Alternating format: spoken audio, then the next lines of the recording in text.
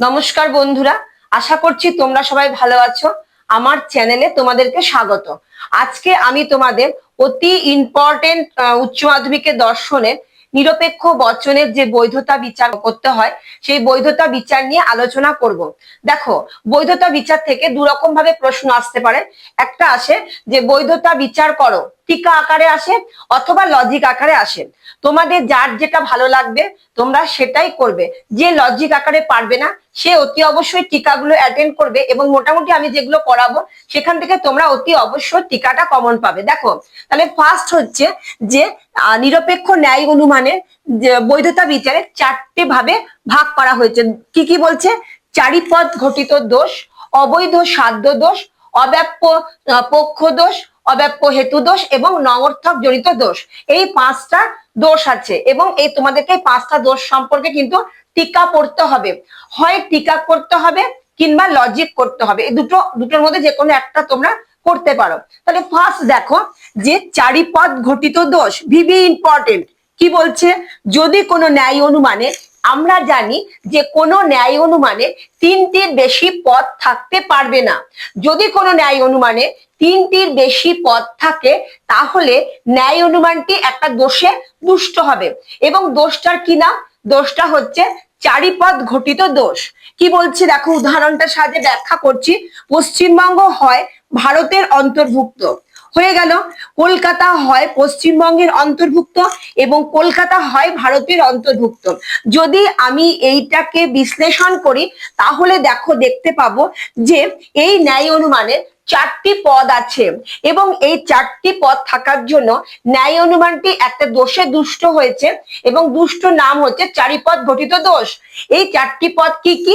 একটা হচ্ছে পশ্চিমবঙ্গ, একটা হচ্ছে কলকাতা, একটা হচ্ছে পশ্চিমবঙ্গের অন্তর্ভুক্ত, একটা হচ্ছে ভারতের অন্তর্ভুক্ত।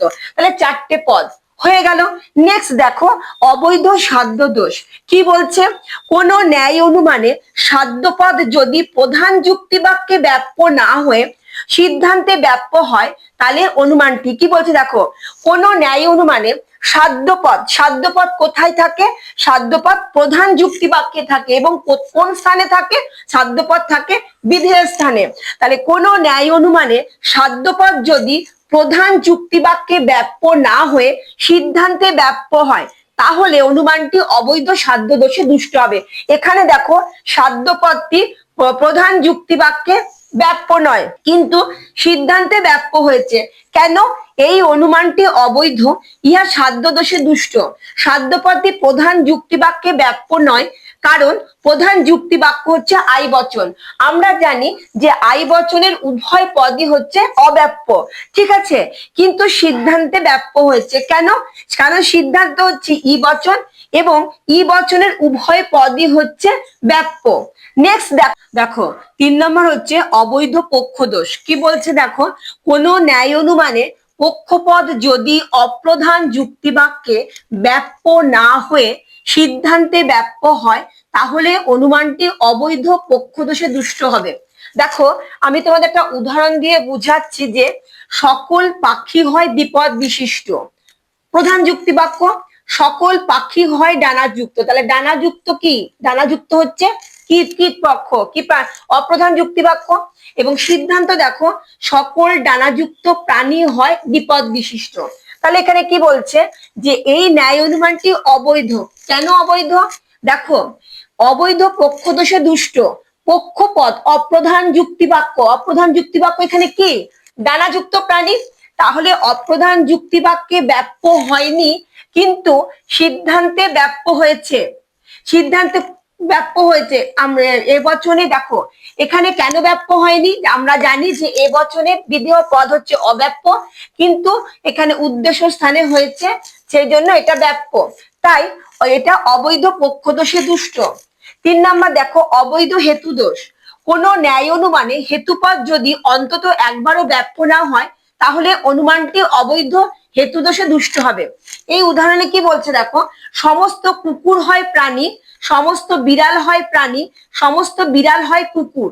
তাহলে এই ন্যায় অনুমানটি অবৈধ এবং এটা হেতু দোষে দুষ্ট। কেননা হেতুপদ এখানে কি? প্রাণী। দেখো, প্রাণী কিন্তু একবারও ব্যাপ্য হয়নি। এ বচনে, যেহেতু এ বচন, আমরা জানি এ বচনে বিধেয় পদ হচ্ছে ব্যাপ্য নয়, সেই জন্য এখানে ব্যাপ্য হয়নি। লাস্ট দেখো, দুটি নঙর্থক জনিত দোষ। কোনো ন্যায় অনুমানে উভয় পদ যদি নঙর্থক হয়, দেখো কি বলছে, একটি উদাহরণের সাহায্যে ব্যাখ্যা করছি। দেখো, দুটি পদ, তোমরা জানো এটা প্রধান যুক্তিবাক্য এবং এটা অপ্রধান যুক্তিবাক্য, এবং এটা হচ্ছে সিদ্ধান্ত। তাহলে কি বলছে, কোন ন্যায় অনুমানে উভয় যুক্তিবাক্য যদি নঙর্থক বচন হয়, তাহলে উভয় যুক্তিবাক্যই হচ্ছে নঙর্থক বচন, তাহলে অনুমানটি নঙর্থক জনিত দোষে দুষ্ট হবে। কেন হবে? আমরা জানি উভয় যুক্তিবাক্য যদি নঙর্থক হয় সেখানে কিন্তু কোনো সিদ্ধান্ত টানা যায় না, কিন্তু এখানে দেখো, এখানে সিদ্ধান্ত টানা হয়েছে, এবং সিদ্ধান্ত কি বলছে, কোনো বিড়াল নয় অমর, এটা হচ্ছে সিদ্ধান্ত। সেতু এই ন্যায় অনুমানটিও অবৈধ এবং ইহা নঙর্থক জনিত দোষে দুষ্ট। দেখো, এখানে তোমাদের যে 5টা টিকা পড়ালাম, সেই 5টা টিকাই তোমরা ভালোভাবে মুখস্থ করবে। হয় টিকা করবে, না হলে লজিক করবে, যে কোনো একটা কমন পাবে। যে কোনো, যার যেটা ইচ্ছা ভালো মনে হবে, আমি বেটার করেছি সে সেটা করবে, হয় টিকা কিংবা লজিক। ঠিক আছে? দেখো, তোমাদের আজকে আর একটা প্রশ্ন নিয়ে এসেছি, সেটা হচ্ছে ভিভি ভিভি ইম্পর্টেন্ট এই প্রশ্নটা এবছরের জন্য। সেটা হচ্ছে বিবর্তন কাকে বলে? একটা দৃষ্টান্তের সাহায্যে বিবর্তন ব্যাখ্যা করো।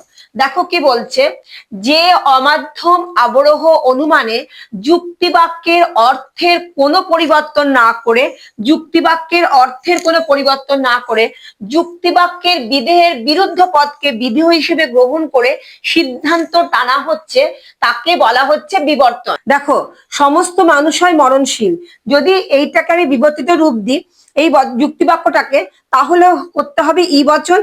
কোনো মানুষ, দেখো উদ্দেশ্য মানুষ, সিদ্ধান্তের উদ্দেশ্য বসে গেল, হয় আছে এখানে নয় হয়ে গেল, এখানে মরণশীল আছে, বিরুদ্ধের বিধপদ অমরণশীল হয়ে গেল।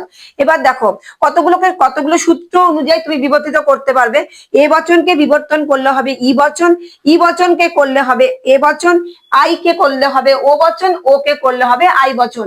তাহলে আমি আজকে তোমাদের দর্শন সংক্রান্ত যে সমস্ত প্রশ্ন এবছরের জন্য ইম্পর্টেন্ট, সেগুলো নিয়ে আলোচনা করলাম। ঠিক আছে? যদি আমার পড়ানো তোমাদের ভালো লেগে থাকে, তাহলে প্লিজ একটা লাইক, এবং আমার চ্যানেলে নতুন বন্ধু হলে তারা আমার চ্যানেলটিকে প্লিজ সাবস্ক্রাইব করে দিও। দেখা হচ্ছে নেক্সট ভিডিওতে।